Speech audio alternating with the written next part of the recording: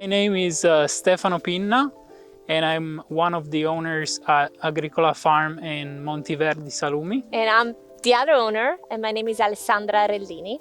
We're in Panton right now at Agricola Farm, which is a small diversified farm. We own 60 acres of land, which is mostly pastures and some hay fields. And that gives us enough hay land and pasture to raise a diversified set of animals. So our goal was to do something that's sustainable for the environment as well as financially sustainable for us as a small farm. So we have pigs, sheep, chickens, and ducks. And we use our animals, mostly our pigs, for both fresh and cured meats. So we make traditional Italian cured meats. We're both Italian, so we found a way to bring kind of our heritage and combine it with our love for agriculture, sustainable agriculture. And we're now making a product that it's available nationwide. So we sell it through our e-commerce. Monti Verdi is the sister company of Agricola, and it's in Middlebury, and that's where we process our meat.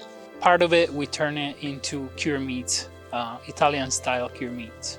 So we are the farmers and the butchers. In fact, many of our employees work both at the farm and at the processing facility. So you kind of learn to do both, which we think is a very important part of farming, because once you really get to see how you're affecting the meat, the way that you're farming, and the two things inform each other.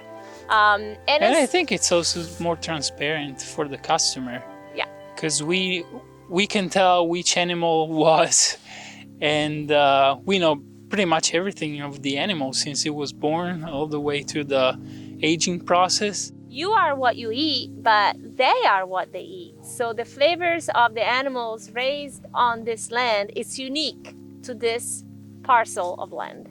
And so you really get to taste this section of Vermont and enjoy that section of Vermont. There will be no other product anywhere else that can be made that's exactly like this. It's a concept that is very common and well known in Italy. That's why Italians, they give the name of Italian product for cured meats. It's the location, like San Daniele, Parma. Parma, il prosciutto di Parma. All those products are names of places because we know that the location, it's an integral part of the product. So we have Panton pork. I know it's weird for some people. A lot of people ask us, how can you love an animal and take care of them and then process it? And the truth is, I don't know how, but we can. And therefore we feel like it's our responsibility to do it. We take care of them while they're alive, and we make sure they only have one bad day, and their well-being is very important to us. And then at the same time, when we receive them at the other end, their meat is very precious to us, and it's something that we care, and we minimize waste, and we are very mindful of the way we treat it. That's also why cured meats is such a good option for us.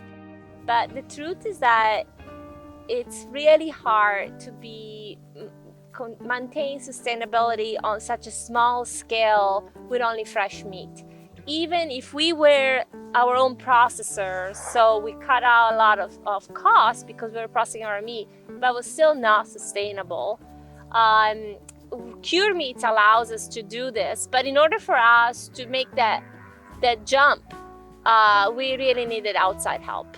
And that's when really Fred and the Addison County Economic Development came into the picture.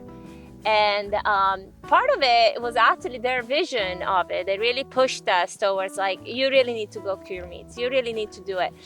And it was a little daunting and scary, but they helped us throughout the whole process with identifying grants for us to apply to.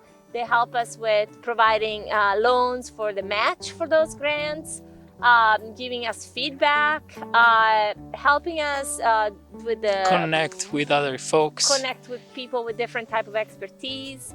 They've been our major fan and supporter throughout the process, and I know that we would have not done it without them.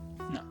The best part of the day, I think, is when, like right now, for example, when you see these animals that are around you and you can see them that they're well.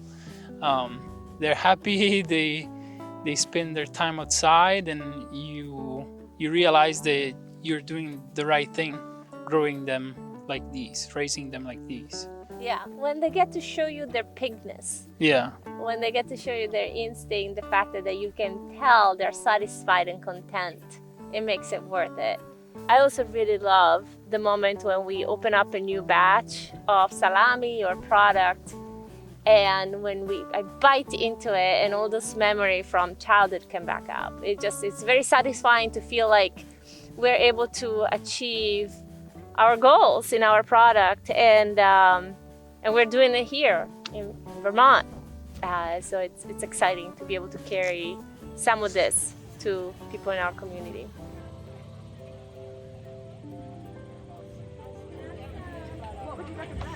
The salami, it's so delicious.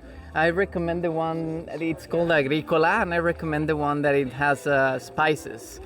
It's so, so good. That if they have an idea that they believe in, to keep trying. When you get to the point that you don't know what to do, that's the time when you should reach out to places like the Addison County Economic Development, because they can give you great advice and they can point you towards resources or other folks and new ideas. Yeah.